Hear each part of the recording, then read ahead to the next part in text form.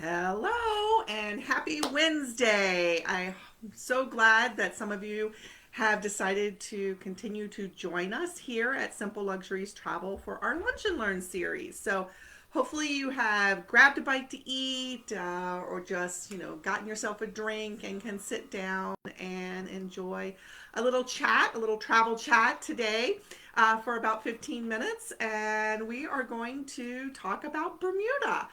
Bermuda is one of my family's favorite vacation destinations. I think because it just offers so much for every member of the family, no matter what age you are. Now, some people might not know where Bermuda is. It is actually not in the Caribbean. It is actually closer to North Carolina than it is to the islands of the Bahamas. So it's about 650 miles off the coast of Cape Hatteras. If you look at a map and you look at Cape Hatteras and just go straight across, you will find the island of Bermuda. Now, for East Coast travelers, it is a perfect place to go because most of your large airport hub areas have nonstop service to the island of Bermuda, especially during the peak seasons during the summertime. And you can typically get to Bermuda with about a 2.5 hour flight. So it makes it very easy to get to. It also is a great place to vacation if you don't have a large chunk of time. If you want to go someplace for, say, a long weekend, you only have maybe 4 or 5 nights that you're able to get away. Bermuda is one of those places that I highly recommend for families because it's just so easy to get there, and there's so much to see, and it's so compact that you're able to do a lot of things in a very short period of time. The island itself, if you look at it, it kind of looks like a smiley face turned a little bit. On one end is the town of St. George, and on the other end is the Naval Yard. And so the Naval Yard is where the big cruise ships are going to come into. Now, years and years ago, there used to be, and there still are three ports, but the mega cruise ships cannot get into Hamilton any longer, and they don't allow the big ships in there. And then even on the other end at St. George, depending on the ship itself, some of them can dock there, but for the most part, the government of Bermuda has built this beautiful port down on the western side of the island, and that's where all, for the most part, that's where all the ships go. Uh, Sailing there is actually very nice, especially if you are a big into loving cruising, because it is 650 miles off the coast. You are going both coming and going to the island. You're actually going to have days at sea. So if you are the type of cruiser who loves to have days at sea, taking a Bermuda cruise from a lot of them start off in the New York ports. It allows you to have, a couple of those days at sea. If you don't want to do that and you just want to spend most of your time on island, then I would, suggest that you look into flying into the island. The island has a very nice airport, and end to end, the island is only about 25 miles long, so it really doesn't take you very long to get anywhere. Now, one thing I will tell you is that there are no car rental places in Bermuda. So if you are a tourist visiting the island, your transportation options will not include renting a car. However, you can rent a moped, and I've done that before, and it's a lot of fun. But they have a great public transportation system, which we typically use when we're there. They have an extensive bus situation system, and then they also have ferries too. And you can actually get cards where you are going to prepay for a week or 3 or 4 days, and then that card will give you access on and off all the buses and the ferries to get you where you need to go. There's also plenty of taxi cabs if that's what you want to do. I do not believe they have an Uber or Lyft system there, but your resort will definitely, if you want to have a car service, the resort concierge should be able to set you up with somebody that will be able to get you to and from. Like I said, it's very, very easy. The island itself, no matter where you're staying, you're always going to be no more than 1 mile away from a beach. So if you are a beach lover, Bermuda is just one of those places that you might want to check out. And I get asked all the time, is the sand actually pink in Bermuda? And so I had some sand that I picked up on one of our trips, and yes, you can see it actually is pink. It typically is a very coarse sand, because the reason it's pink is it is a coral island, and so the sand is not going to be that really fine white talcum powder sand. But it's gorgeous, and there are tons of different types of beaches for the travelers there. There are cove beaches, and some of the coves are large, and some of them are quite tiny. And then there are areas where the beaches are longer. Elbow Beach, if you're looking for a very long, wide beach, I would suggest that we look at resorts in the Elbow Beach area. Also down in the Horseshoe Bay area, there's quite a few nice resorts there too. I have stayed at different types of resorts. There are villas that you can rent. There are definitely 4 and 5 star resorts. There are small cottages as well. And then there's an awful lot of small resorts or hotels that are run by Bermudians. And all of them have different pros and cons.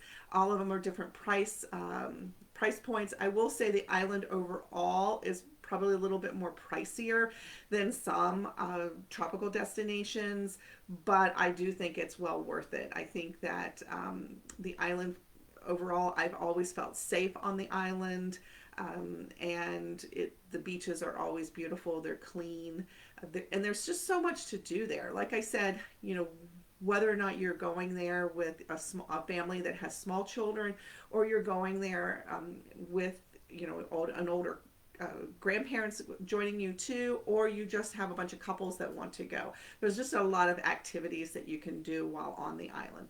Besides just relaxing and sitting with a drink at the beach, if you are a diver, there are so many really great dive sites there as well. Snorkeling, yes, you can go on snorkel trips that go out to the reef right off the island, but there's a lot of cove areas where small tropical fish love to play and school, and so it's a good place to go and learn how to snorkel. I remember the first time we went when I had a child, my oldest was probably about 18, 19 months at the time, and we went to this one little cove beach where he just loved watching all the fishies swim beside him, and they were all, they were tiny and they were colorful, and they were in this protected cove, and so he just loved sitting there squealing and everything. Now he's a diver, so he and his brother are certified scuba divers, so they're a little bit more adventurous now. I stick closer to shore with my snorkel equipment. But there's a lot of really good snorkeling and diving in Bermuda. If you are a golfer, it is a golf mecca there. There are some absolutely breathtaking holes located in Bermuda. And so if that's something that you love to do, we would love to set you up and talk to you about a golf vacation in Bermuda. Also, if you have history buffs, there is so much history there. The Fort St. Catherine's, that one dates back into the 1600s. I mean, there's so much rich history, both in the 1700s. There's pirate history in Bermuda. There is World War II, World War I history there. There's just a lot for anybody who wants to delve into just, thinking in the past and learning more about what the island did and saw during those times.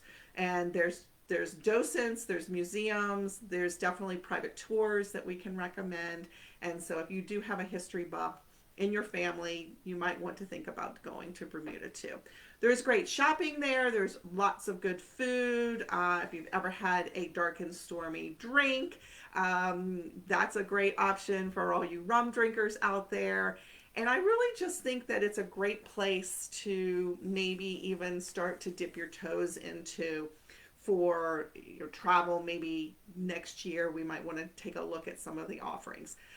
Right now, there are travel protocols for Bermuda. And so those who want to go, if you are fully vaccinated, there are different travel protocols than those who are unvaccinated. And that's one of the pain points that we here at Simple Luxuries Travel want to do for our clients, is actually walk you through all the things that you need to do to make sure that you're going to be in compliance so that you can actually enjoy your trip. So if you're ready to go right now and explore this summer, we certainly can take a look at what some of the options are for you. There are several cruises that are being offered. Royal Caribbean is actually having a cruise that starts and finishes in Bermuda. They actually start in Bermuda, and then they also are going to Freeport, and they're also heading over to their private island in Coco Cay and returning back to Bermuda. Disney Cruise Lines also has a couple of sailings going on this fall with their Halloween theme sailings. So if that's something you might be interested in, we'd really like to have a conversation with you about that. Like I said, I think it's a great option for anyone that's looking for a quick getaway. I think that in this fall, now I will say that Bermuda is not in the Caribbean, so it is not a tropical island. It is what I would call subtropical or semi-tropical. The temperature is actually pretty temperate there. They get a lot of trade winds there, and so it does stay very, very cool. During the summertime is a great time to go. And during the winter and months in the fall, if you are big into sports, tennis, playing golf, Bermuda can be a great place for you there. Do people go swimming and diving in January in Bermuda? I'm sure they do. I certainly would be using a wetsuit, but the actual, it's not going to be freezing by any means. So it's a great place just to kind of get away from the Northeast and from the snows and things like that. But it's going to be, like I said, more of a temperate in the 70s during the days.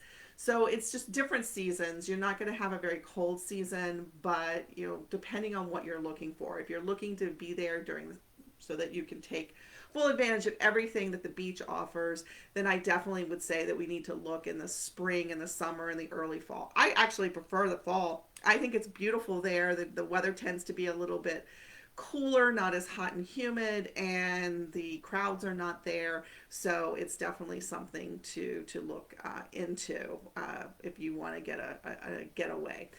It is not too early to start looking for 2022. We are actually seeing resorts book up because we're going to see a huge increase in travel within the next several months once more and more people get vaccinated, once more and more locations start opening up. And we really just don't know when these resorts and destinations and even the airlines are going to lift some of these caps on what they have done as far as capacity caps right now. So if it's something you really are interested in, whether it's later on this fall or in 2022, now is actually the time to start having that conversation. And I hope that you will allow us to have the conversation with you. So if you, excuse me, if you are interested, please contact me. You can message me anytime through Facebook. You can certainly send me an email, patricia@simpleluxuriestravel.com. And we really hope that you'll take a look at Bermuda and think to try and maybe put it on your bucket list of travel destinations. Now, I did say that I was going to share a parent fail that I had while vacationing in Bermuda. So my husband and I, we only had one child at the time, and he was probably about 16, 18 months old. and he was tired. We'd been spent the day at the beach. He wanted to take a nap. We put him in a stroller and put him under a tree. And my husband and I just sat back and said, okay, we're just going to take, 30 minutes. He's sleeping before we go back and have to get ready for dinner. And he and I were just relaxing. And then all of a sudden, my son Matthew is screaming his head off. I jump up, I'm looking, I don't see anything wrong with him. I thought, did a bee get him? What's going on? But he settled down pretty quickly, so we were just like, okay, nightmare, I guess, who knows? I, couldn't see anything that was wrong with him, and so I just said, I have no idea why this child is screaming. But we decide it's time to get up, get back to the resort, and get ready for dinner. So we did. We got back. I picked him up out of the stroller, and what do I see in the stroller after I picked him up? But a very small, about this big coconut. Yes, we had parked the stroller underneath a coconut palm, and a coconut at some point while he was sleeping fell down and hit him. I don't know if it hit him on the head, hit him where. Never found a bump. I probably think it just scared him because he didn't scream for very long. Very, very grateful that it was a teeny tiny coconut and not a bigger coconut, but this is my piece of advice for you. If you have kids in strollers and they're taking a nap, and you want to get them out of the sun, the last place you want to put them is underneath a coconut tree. Anyway, that's my parent tip also, as well as a good travel tip too. Anyway, I hope you guys have enjoyed this Lunch and Learn today, and I'm actually going to start going live more often. I seem to, when I look at my insights, it seems that I get the most engagement when I go live, which means that my audience wants to see more things like this. And so I'm hoping to pop on here more often. Lunch and Learns will always be Wednesdays at noon on the weeks that we're doing them. And then I'm going to try and pop on a little bit more often, sometimes in the evenings. I'm just going to kind of play it by ear and see which works for best for anybody. If you want to be notified when we are live, just make sure you turn on your notifications within Facebook for Simple Luxuries Travel, and that way anytime I do go on live, you'll get a notification. Hey, Patricia's on live right now. You might want to go in and check her out and join the conversation.